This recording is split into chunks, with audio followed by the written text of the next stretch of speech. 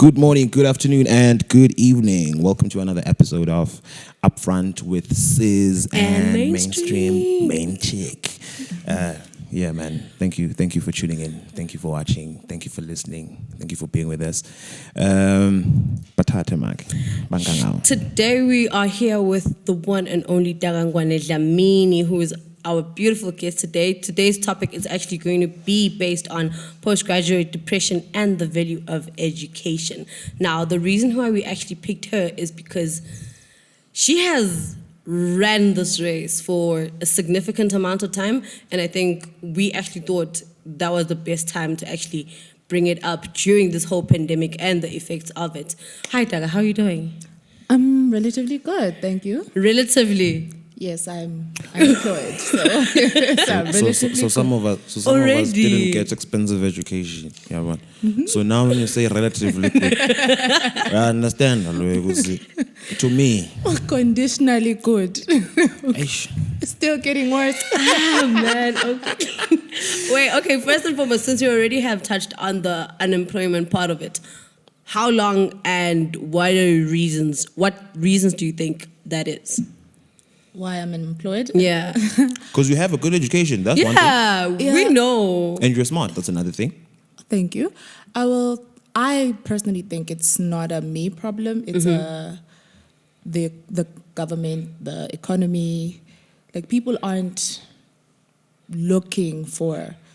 It's not that you're not qualified for the job. Sometimes you are overqualified for the job. Oh. Sometimes it's the company cannot afford the person. Yeah. They cannot, they know what you deserve and they know they cannot afford that. It's not that they don't need it, but they cannot pay you the money you deserve, and they don't want to obviously rob you. Yeah. Type of thing. And then there's also for me, it's you do something that's oversaturated, because when 2010 was coming, everyone did tourism because that's true. the thing. So now everyone did that. So that spectrum is now saturated. Yes, there's a lot of people there now. You're not in demand. You're not a critical skill no more. Okay. Type of thing. It happens like that. What did you study, if I may ask? Which one? I did. Whoa.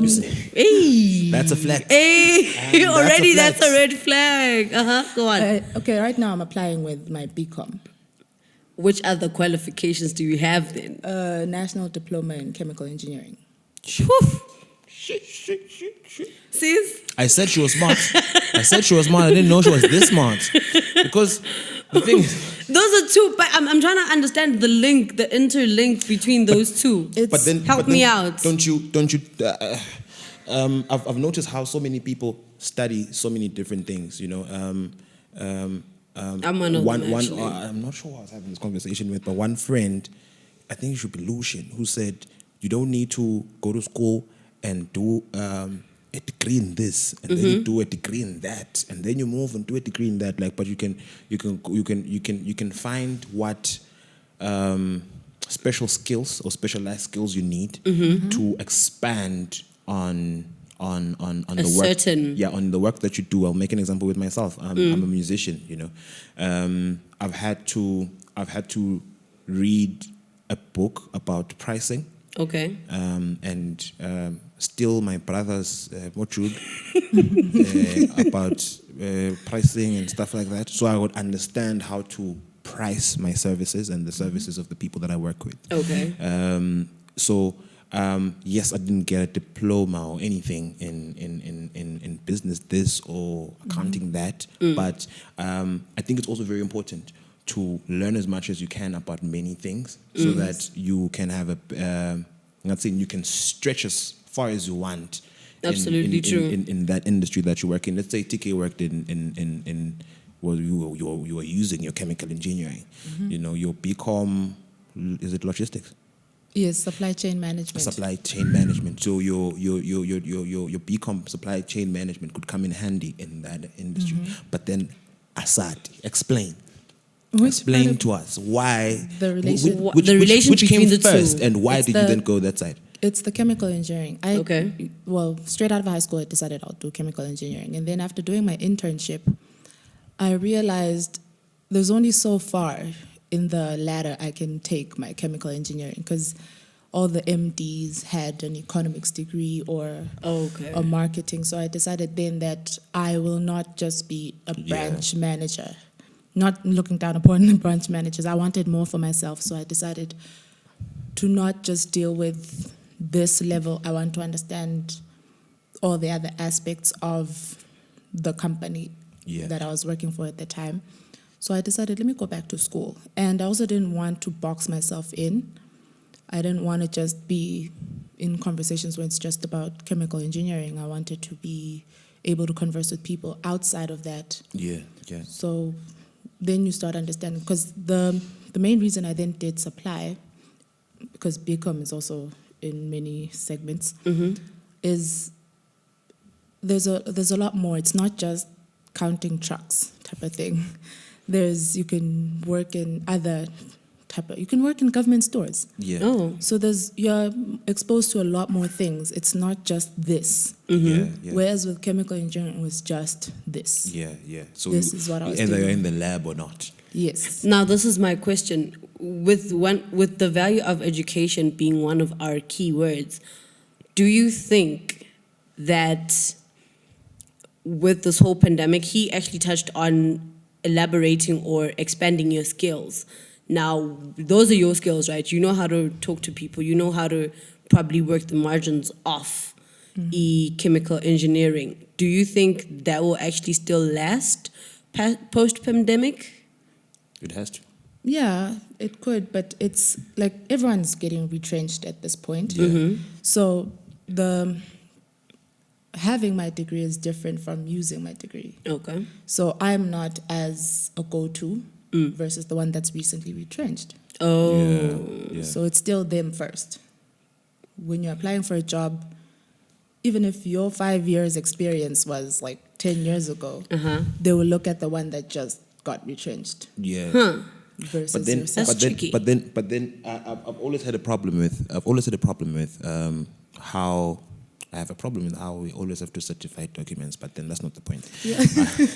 I have a problem with how companies will expect you to have a certain 5 years experience. Yeah, a certain number of years in experience before. Then they don't give you the experience. Then they don't give you the experience if you don't have the experience. How do you now explain that? So, does that mean companies are promoting the culture of volunteering without compensation for services rendered? Yes. Or is there something else that they don't tell us that we don't understand? Well, since they don't tell us, we don't know it. But what are your thoughts? I think it's cheaper to have an intern than give someone experience and pay them. So if you're going to pay an intern half the amount you're paying a permanent employee, would you rather pay the permanent employee or have the intern do exactly what the permanent employee is doing, but for half the price? How long should an internship last, if I may ask? Others are 6 months, others are a year. I have had an experience of a 2-year internship. No, that's usually doctors, but okay. A 2-year, and I'm asking myself as to, okay, no problem. One thing that I've actually realized during the pandemic is because now these entities, I'm not saying they're bad or something. However, now it's a moment whereby we are being experienced or exposed to the voluntary work. However, yet still they are brushing on now grooming you up for the industry that you're about to go into, which I feel like to a certain extent we're not necessarily motivated to do the work because here you are being flooded or flushed with whatever work you've got. Not that you're not necessarily grateful, however, where's the motivation to now move forward? For you, being in the state right now, what has kept you going? I don't have much of a choice. I have to keep going.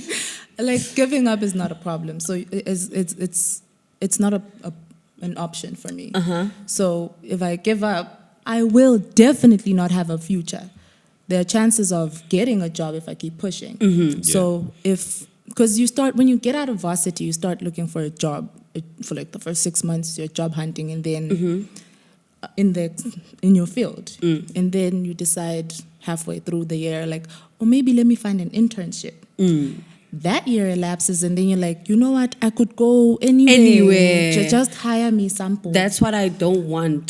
That's the stressful thing. That's how they then take advantage of your desperation. Oh, then okay. They can hire you now because you're now desperate for a measly salary at this point. Yeah. Can I just get paid for doing something? At least. There's also the depression of just waking up and having no purpose.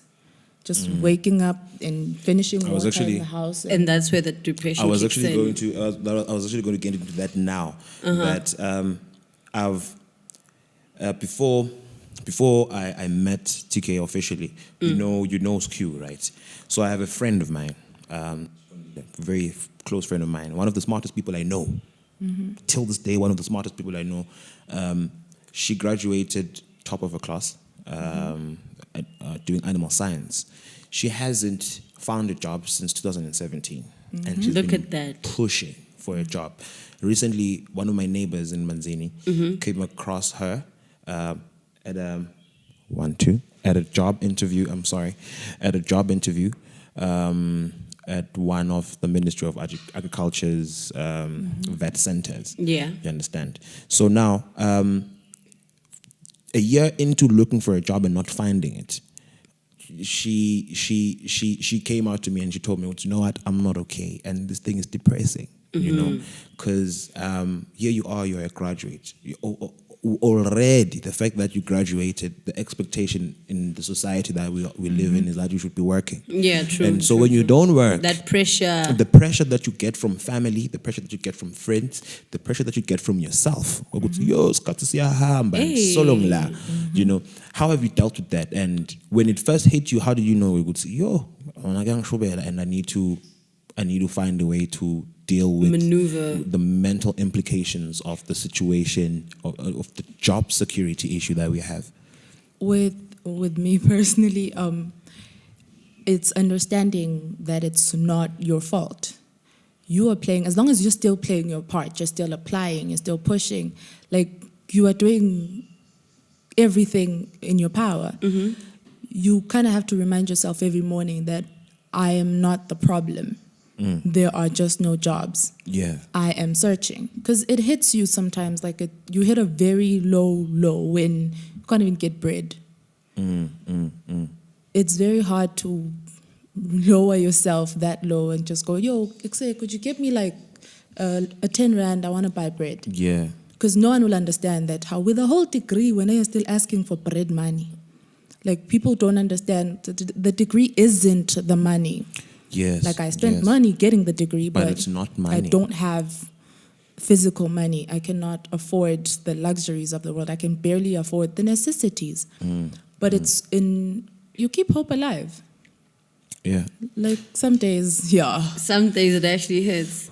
And then other days, no, but sometimes God comes through and you're like, Jesus, this, because the thing is, it costs money to apply for a job. You need to print out. You must go certify. And certify every 3 months. You need an envelope, and then you sometimes have to physically go to the company. That's money.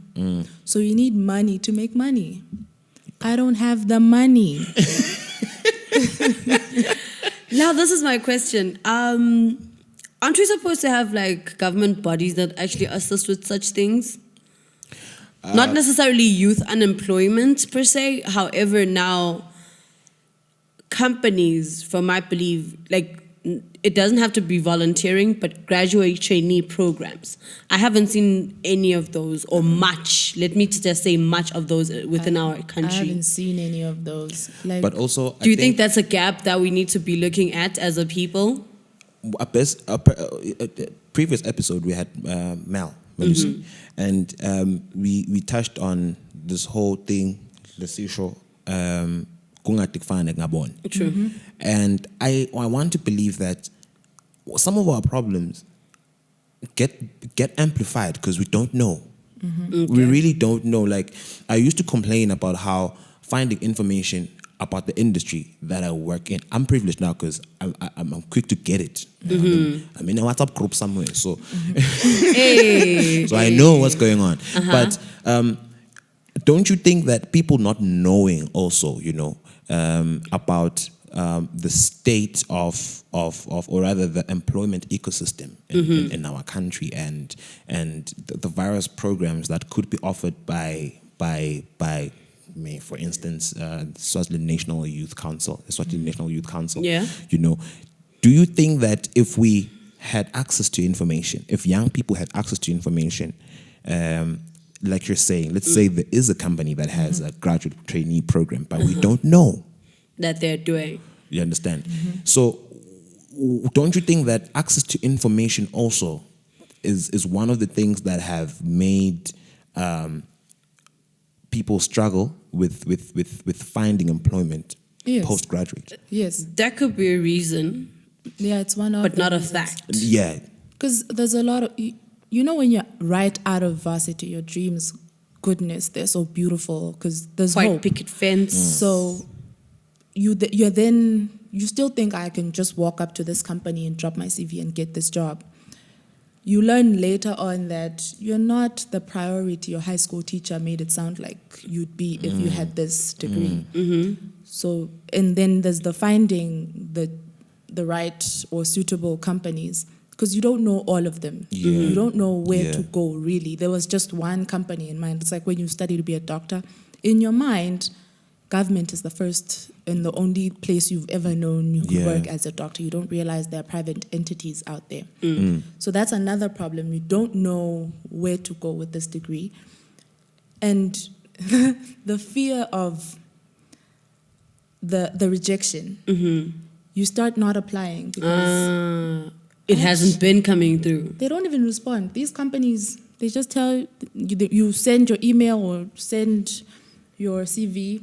If you're not contacted by a duration of this time. If you're lucky, they have that down. They just look at it and let it go. Like you start doubting that they got it. Wow. Like you have to call them sometimes to check. And that's money. But then again, I've been there. So that's the greatest thing. And then you don't have the right guidance because most of the people in these companies or the people that could help us are not of our age group. Okay. So they still believe in old tactics.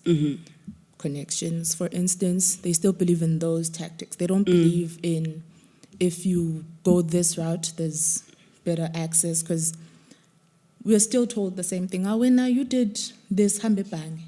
There's no. It's not an industry like the industry. One thing I figured out. Sorry to cut you off. One thing I actually figured out was I won't say economic system. Our work or what's the right word for this? You're asking the wrong person. I told you about this English bundle. The industry of work is so clustered. Like everything is so put in line. Let's say for someone like me who actually did public relations, right? I somehow fall into the communications department. However, I am yet still outside of it. Now, you get into a company and they tell you that, oh no, we already have a communications person. And then you're like, yeah, but then that's not what I'm applying for, right? Now, looking at our system lakaya, do you think we should be able to dismantle these to open up the industry, or should we proceed to encourage that, just because this is something that's always been there, should I move along with it? There's always room for change. Thank you. I was actually about to move into our next point because of you asking this question prematurely. But I think personally, what you're saying, I think we've been channeled from an early stage. I was privileged because I was a very rebellious child. Not that bengenda letinho yabo letinho manfala rebellious. I just didn't believe I'm supposed to study the conventional thing just because it works. Inquisitive. You understand?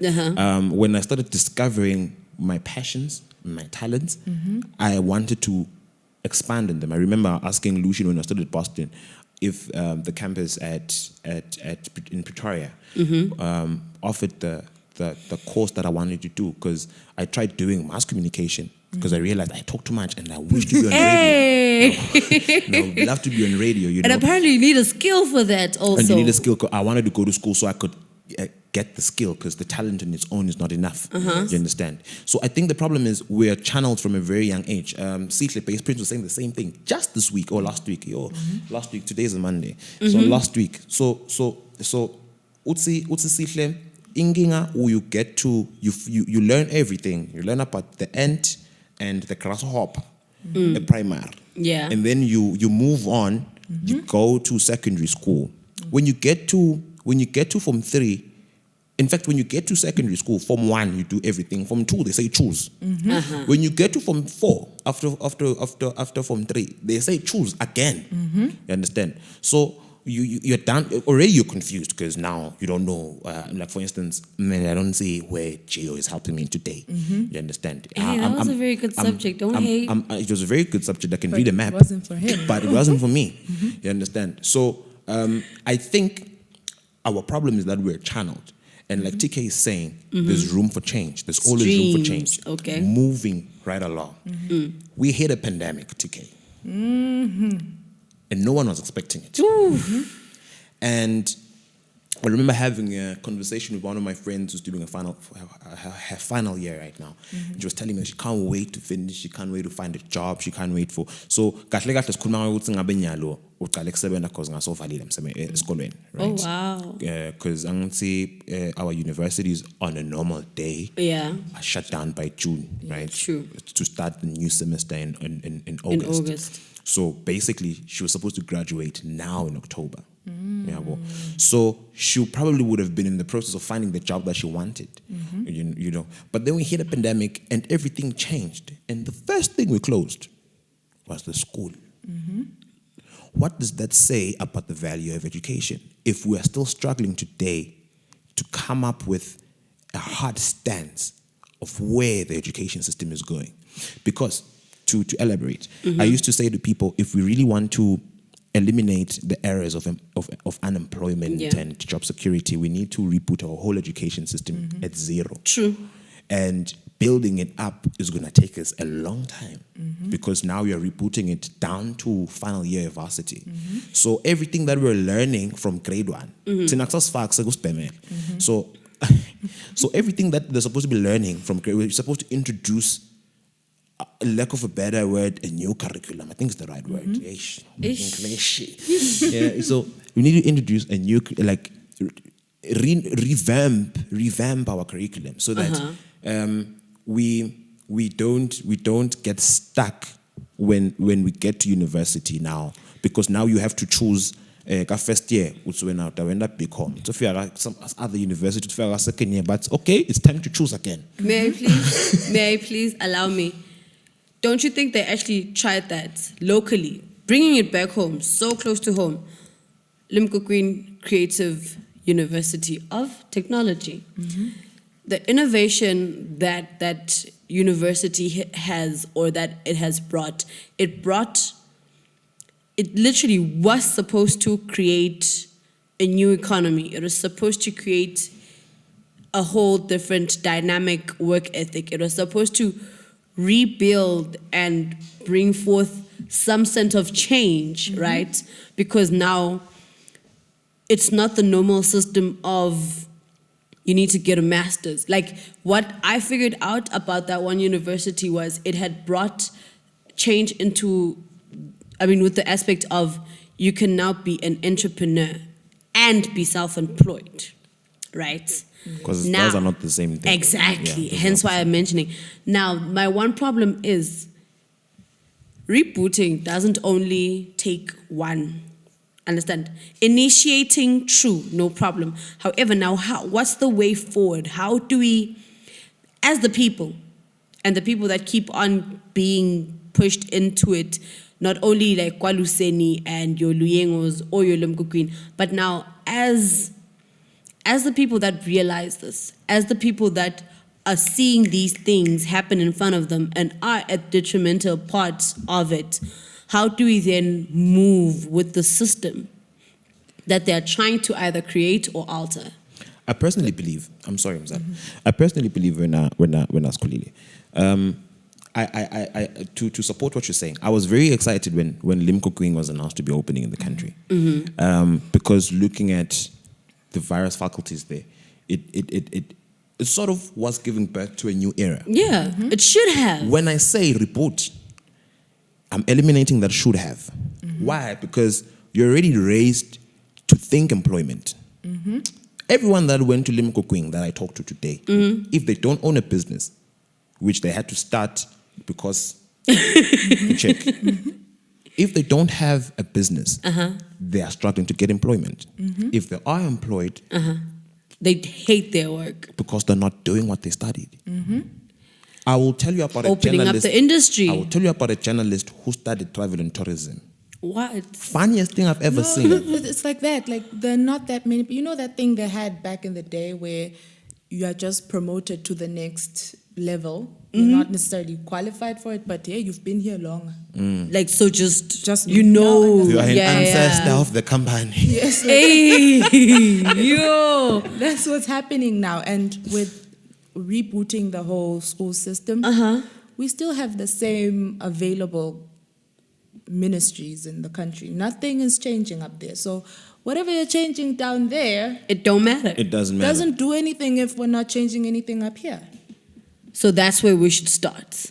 But we cannot, because We are not up there. that's We are where still down here. the 55-year-olds are, the people that still were raised on just get a job. Those people that are still in that job for the pension, those people are still there. So we still need to have a conversation at a larger margin Yes. about these things. Or just be patient enough and wait. How long are you going to be patient, though? That's my question. Because how many of them are we going to wait for them to retire? Eish, Yeah. Because yeah, you're right. Also, because here we are at a point whereby, looking at the pandemic, schools were closed, right? Even like neighboring countries, you're South Africa, you're Mozambique, you're everywhere. Schools are closed, and now everybody's, in fact, all of them are starting to reopen up again. They struggled in between the online learning. But then this is my one problem. Wait, let me, I'm trying to get you to the direction because I see that you're getting lost. Abanye abantwana banawo online. Like, that's the thing. Right. It's for Asinawo the online. That's parents. exactly. Like, how are you going to go to Sondondondo? But then It's- the whole making the education virtual goes back to a problem that we had about value in education. I remember I asked Samantha, when did English become the standard of intelligence? It shouldn't have been. Why? Because you had smart kids going to Sbetamoya or Mkolo, right? But they are not as eloquent as the child who went to Sutu Forest or Sifunzani So or they are now Njabuleni. deprived of the... So if I ever open my mouth in front of people and then I start sounding like this, Buff, you understand? Already you are going to start thinking that I'm not smart enough to be in that place. And then another person comes to you and they start speaking like this and they I like the switch up, guys. utter nonsense, Kazi. And then they'll be thought of as intelligent. It's subconscious. It's very subconscious. We don't even know we're thinking it. Because why would we even begin to laugh at a black accent? Yeah. Why- If that wasn't something that is there in our subconscious. I prefer you call it African accent. It's the why is it? But what if I'm African and then okay. I am not Never mind. my No, the thing is, ancestors are not literally- originally from Africa. So It just came back. It just came back to me because we had a conversation whereby apparently I'm not going to mention any names because like it was a conversation whereby there was this like you're about to from Batsala, right? It was excuse me for a minute. It was a white man and a black man, right? The black man had such eloquence and demeanor in his words or the way he spoke that he actually exuded that energy, right? You see. However, on the other I side, get it. already, Yeah. already, Yeah. she's smarter than us. We understand. To the layperson, already she's the one. She's winning in this game. Yes. Now, like I was actually correcting myself with what he was saying. Okay, no, it's not African, but it is black. Because in fact, no, but it should be African, man, because all over. Let's take it back to it's a oneness. Let's take it back to job security. Okay. Let's take it back to job security, or rather, let's continue with the subject. Let's take it to value of education. In history, there's such a thing that was referred to as Bantu education. Yes. And let's not lie, guys. The reason why it's believed, for instance, my mom worked hard so I could do my last 2 years of high school in a better school. And when I got there, I realized it's the same. It's the same. It's just that the environment is a little different. There's fewer people in the classroom. Environment. There's fewer people in the classroom, and much as it was, I was being taught to think employment. I remember my principal once came, he's retired now. I won't say who he was and what school it was, but he stopped me because the owner of the school owned a choir. So I started gigging with the choir when I was in high school. You know, those small 50 rand, 5 rand gigs, you know. So he heard that I was part of that choir and I was gigging, and I'd come to school for rehearsals on the weekends. And so what he said to me was, he finds me walking along the corridor, and he says, "Yeah, Mabuza, I heard you are doing this music thing now. I just want you to know that." And around that time we had a global recession. Like so that's worse than this. That's 2008. No. 9, 10. I will not say. Because now you're going to think it's okay. 2008 was in this school. We won't expose you. Let it go. No. It has to add up in my head. Do not play investigator here. So what he said was, I'm never going to amount to anything because the world is changing. And I don't think he knew it was going to change drastically right now, where people who actually have qualifications and had employment are being laid off. You know, but he said to me, I'm never going to amount to anything because I'm pursuing something that I shouldn't be pursuing. Do you understand? And then my argument with him was, I actually want to study this thing. You know, I want to go and learn about the business of this thing and learn about every other facet of it, because I'm not just a performer. You know, and as I grew up, I got to learn. Esikoleni bengidafika ngifunze nako, and ngifike ngifunze nako, ngifike ngifunze nako. But that's where most of us went south, because the previous generation, like our parents' generation, they didn't believe entertainment was actually a job. That bias is still existent even now. That time, she's playing music while giving you a lecture. We're there to go. We're gonna go Sunday. We're watching Ngandweni. She didn't realize. You going there, you're paying Ngandweni. Yeah. You listening to Ngandweni here, you're paying Ngandweni. It's like they don't realize, but see, just because I'm not called doesn't mean my job is not a job. Just because you're not understanding that it's not a critical life skill. Because you're not exposed to that aspect of it. They were never exposed to. Like with our parents' days, it was either you're going to be a lawyer, you're considered rich. Or a doctor. Yeah. That's why there's so many lawyers now that are so unemployed, because that's the mentality they had. Just go do law. Just go. Nyalo, there are no jobs for those lawyers, because those were the only options you were given. Do you think the size of our country actually counts as well? Not really. It's an advantage beyond it being a disadvantage. I feel like we have. Elaborate. It's an advantage because if we're the number that we are here, you must understand that there are more people in Soweto than there are in Swaziland. And Soweto is inside a city. It's not a city, which means it's within. Which means it's an advantage because resource management. If we found ways to create enough and then manage what we've created properly. So we have a management problem. Generally, all of us have a management problem. All of us. I'll ask you one question. How long does it take for bread to finish in your house? Hey. See, that's a management problem. We don't eat bread. It depends on No, okay. You and I are the same. No, but okay, You guys, know, you let's cannot say- answer this question. Wait. Let's say it's not a situation of I don't eat carbs. Yeah, well, how long would it take for bread to finish in your house? Depends on how long I'm in the house. Okay, but then here's the thing. Okay, taking it back to childhood.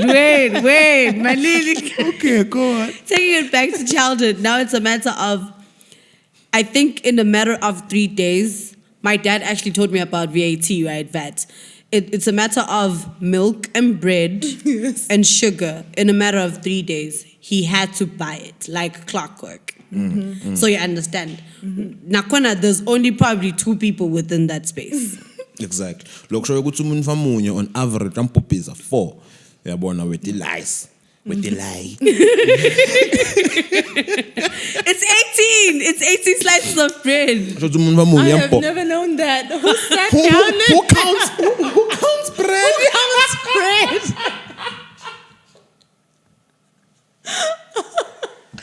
All right, wait. Guys, we're digressing. Let's come back. My Management skills are okay. She's working My towards management skills, okay. She's working- okay. my management skills were proper from the get-go. Oh yeah. Because exactly. So now, when you say there's 18 slices of 18 slices in one packaging of bread, Yes. you understand? If we have a management problem, it means in 24 hours, you Yeah. understand? Which means Which is not supposed to happen. Which is not supposed to happen. Yeah, but so it's a management. We've always to answer. So it's a management issue. All of us have a management issue. All of us, because you alone are a drop in the ocean. Yes. But if it's us As a collective, then it works. You know. So I can't boast about. But me, I can keep 500 in the bank. For 2 months. But who is it working for? You understand? If we taught people the culture of, you know, the right kind of resource management, we wouldn't really have, or also even think we'll be having certain problems in future because it will be well planned, probably even have a thriving economy. Speaking of the future, I'd like to pose, like, just throw this in there. What or where do we see the value of the education, of our education going? In the future. It's Our academic, no, I won't even say education because now... Yeah, education. Our academic institutions or our academic qualifications, where do we see them and where do you personally would like to see, where would you personally like to see them? well then This also goes to you too, by the way. we are going to be the generation that doesn't necessarily believe in go to varsity. We're going to be that generation that believes in We've been those people though. but when you have kids. Okay. So with Sizwe actually learned a whole course at home with no lecturer. Education. He educated himself. So where did he need the institution? He gets jobs. Did he need those institutions? No. No. Now they're closed during this pandemic. And he's still... Well, I'm not, because he has the option, Because festivals are That's closed. a different topic. Why are you throwing us under the bus? But Relax. that's the thing. It's becoming, it's not so important anymore. It's not, like, you can tell by the way people don't value it as much. Like, yeah, I'm selling my degree, bruh. I haven't used it. We make jokes about these things because it's not a necessity anymore. People are actually starting to do the things they genuinely love. They're not going to school to secure employment because that is shattered. It's gone. Okay. So now people are doing things they like. Now people are starting businesses that don't need degrees. Who is still going to be going back to school except the doctors and the lawyers? So basically, what we're saying now, schooling is one thing, Yeah. and that industry Is falling short. Yeah, and its sustainability is questionable. And then there's education on the other hand, where YouTube. Yes. I call YouTube University. I call it the University of Life. Yeah. You know. No, that's the streets. The streets, bro. So Being streetwise. So now I want to pique your mind on this. Do you think the kind of higher learning institute you went to contributes or rather adds on as an advantage? Yes. To what? It adds on to finding an employment. So, Because I've had a certain company tell me, we don't take, for internship, I was applying for an internship. This guy said, no, we don't take people from this school. Whoa. Our preference is this school first. But what? And this is... Harvard. Like, and that time I even asked him, so it's not a respected? Like, no, but we personally would take these first. And you know, when you still have hope, you're like, okay, maybe if I apply after you're done with those, like, no, there's just so many of them. Because at the end of the day, how many people did BCom? So it's going to be those people first. By the time they get to you, your name. It's pointless. I've had companies tell me that. Wow. That's when you get to, okay, maybe not for that position, but can I just get anything? Because I've been told to my face that I will take this institution before this one. Because you have it as a person as well. Like, I'm at a college. For some reason, in the back of your mind, it doesn't click that the person's also doing... higher learning, yeah. Yes. In your mind, if it's not Wits, it's not it.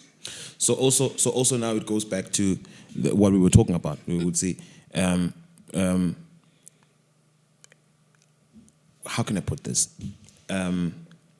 Rather, we said English became the standard of intelligence, Yes. and in most cases, public schools or people who are products of public schools or pro-public schools, because there are good public schools, like those high-end public schools.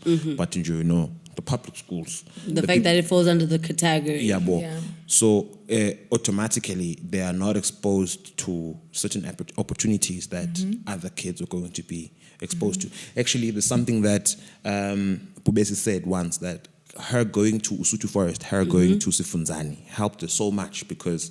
and also helped the mom, because you have PTA meetings and the ministers are in those PTA meetings and the CEOs are there. So now you mingle, Baba's ban, you understand? Pause, sorry. It goes back to her. Connections. Exactly. So now I'm trying to connect those dots also. Okay. I see what you mean, because even in a smaller scale, like let's bring it down to socially, you know. There are people that are not going to mingle in certain spaces freely, you know, because of a social and lifestyle barrier, based on which most of the time may stem out of the fact that you went to, or you grew up in an entirely different environment from everyone else, so you can't really relate. You know, mina njengengisala abantu nasebakhuluma isingisi, you know, khona nje lo myeni wathi relinquish ngambuka. Like how you remembered it though. Yeah, because I can't spell it. So I looked at them and I was like, Jesus. And I tried to open the dictionary on my phone. Like, no. And it kept on saying no result found. And I was like, You're spelling it wrong. Explain. What does it mean? Because you were spelling it wrong. So what you're saying is there actually is an employment hierarchy. That a hiring hierarchy that companies stick to, or a criteria of some sort, where you need to have gone to this school, or you need to have done this. That's why you write your CV. Yeah, so they can know. They need to know to where now you went to Waterford. But now let's pick solutions, because we're almost out of time. Personally, I would literally, or not literally, you know. Personally, I think as an individual, right? Yes, I'm not saying we should start a rebel movement. However, I have a feeling we're gonna be sued in our second episode. I am in. Give me time. I'm not saying we should start a rebel movement. However, until each and every one of us understands the individuality that lives within the self, there's nowhere that we're going. Because it also starts with, if your parents, understand, if your parents or your immediate foster care or your guardian, if they do not see the potential, they'll proceed to push you the wrong direction. So much so, the moment you hit that pinnacle of, I'm done, they will be like, "Yatigube man." What then plays in your head? Like, I'm not worth it. It's not even that. It's not, when you don't understand the table before you. Okay. Like, yes, education is important, but it's this thing everyone always says, like, where am I going to need maths in life? You're not studying the maths, the numbers. You're studying problem-solving skills. That's how I look at it. It's not the numbers itself. It's testing how you can monitor or come out with a solution. So when you're not good in math, who's the first one to go? I'm not doing anything with maths. Everyone that had a hard time with maths. Yeah. So they don't bother getting the skill that came with you don't have to pass it, just get something out of it. Basically, people should learn how to be perceptive. Look at things from different angles. Yeah. It's not the law that you need to study. It's to understand it, though. For your own self. There's so many things that could work out, not because you have a law degree, but it goes a long way that you understand it, though. I actually agree with you with that because in one course that I try to take up, there's quite a lot that I learned that helps me today understand, especially now. I didn't know this then, I didn't know this then, but there's this thing that I learned about. I won't say what it is on record for my own good.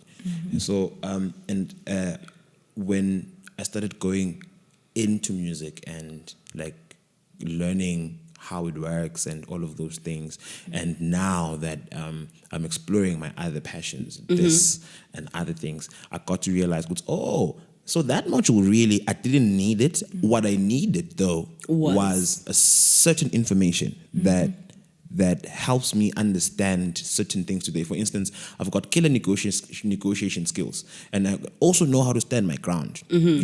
So I can negotiate to a certain degree, but then also I know how to be stern and still not affirmative. But not make you feel like outlay. You understand? Okay. So we need to as Sazval, we need to understand, or rather, I would have loved for us to have a discussion with a head of a school, so we can understand better what they think about the idea of schooling. That would actually be great with the students. And the current times that we live in, putting into consideration that before all of this, we had an employment crisis. Yes. And then we are in it now, we have a greater employment crisis. I know one guy that was told at the bank not to report for work the following day. They were going to rotate them. Wow. And his greatest fear was, I'm afraid, because if they rotate us and they realize that they are working at optimum capacity when we're not here, their contracts are not getting renewed. Yeah, true. So it makes the employment crisis. That's the one thing that actually dwelled in everyone's mind. So trust me, that's the first thing I thought of. I'm 17. No, I actually had hope, because I felt like if you're rotating them, the general public is also in rotation. Not everyone is out there. So you shouldn't be worried. In my mind, it made sense. Like, if you have 3 tellers open at the bank, not everyone is going to be coming out to the bank. So it wasn't a train smash in my head. It made sense. Like, they don't need all of y'all today. But then now they're making those realizations, and the fact those that they realized it at executive level, it basically means lenginga lesinayo namhla ayisolveki. Which makes things worse. Because today, after this interview, or rather after this conversation, we won't go to wherever and apply, because we know angsuyenes. So abang saying, you understand. Right now, if one nurse from around here has got a job and has been chilling at home for a long time, but then when they needed more hands to help with the situation, he got a job and it was halal. But then me, I'm a bank teller, chief. Oh, I'm a banking clerk. I walk around collecting your forms there. Now everything needs to be held. Now they're cancelling out paper. So now I don't have papers to take from you to the office. Do you think this is the era that actually focuses more on individual skills now? It is, but also I want to believe that not everyone can be entrepreneurial. Yes. Not everyone can be self-employed. Not everyone can be self-employed. Some people are good at taking orders and delivering to employers' expectations. You know, so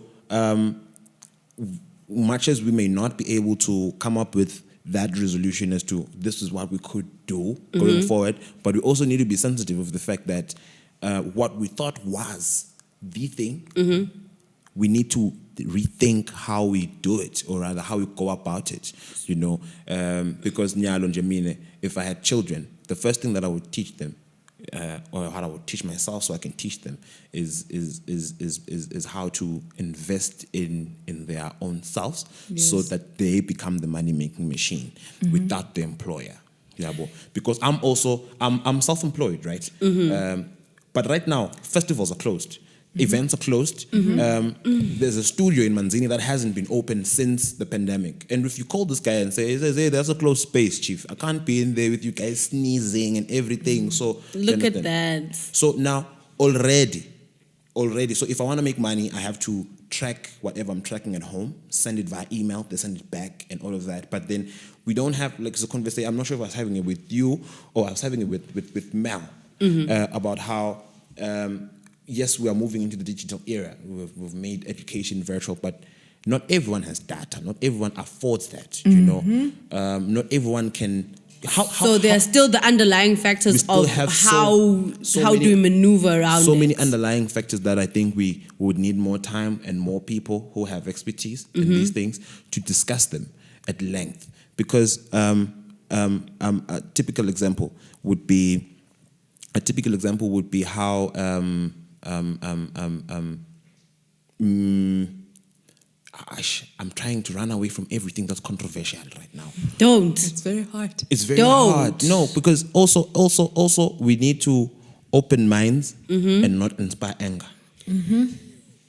Because anger does not come with solutions. I know this. Oh, yeah. So when we're an angry generation, we are not a solutions-driven generation. And we're just looking for solutions. In fact, we could make things worse because anger has this thing of setting things on fire. Yeah, I know this because when I'm pissed, I'll light this whole desk on fire. Right. You understand? The whole height in flames. You understand? So bloodshed I was talking about. The bloodshed you were talking about last episode, you know. So it goes back to that we need to come up as the young people. We need to start mobilizing each other person to person so that the number grows and we get people to start thinking a certain direction, you know, and get what other people are thinking. Because right now, not one person can give us a solution. And the biggest problem is that we expect people to give us solutions. I'll make an example. Our current cabinet inherited the office and they're going to hand it over to other people. What was a problem before is their problem right now. They don't know how it started. Do they have the passion? Let's not even get into that. That's another one. Let's not even get into that. I'm just saying, they don't know where it started, and we can't keep on pushing the responsibility to the next person. You know, the next person will probably say, "But TK is playing games. She should start a business." Yeah. But what if she's not entrepreneurial? And you say, "But you cannot be what in this day and age? You see what's happening in the being ignorant to a certain level." But I'm not this person. You can invest 100,000 in me. I will drive the company down the drain. Regardless of how well funded and cushioned I am, I'm just not entrepreneurial. I should take orders. So we need to create. We need to start pushing all of us towards the same corner. So, like I always say, it's difficult to come up with solutions if we're not drinking from the same well of misfortune. Yes, you understand? Because if wena utsi awusebenzi, nawe uthi awusebenzi, nama ngisebenzi, nidlile angadli. Yes. Angishiswa ngilomlilo loshisa mina. True. As much as we're in the same battle, but it's a different Trust devil. me, I am fighting M24 butter knife. You understand?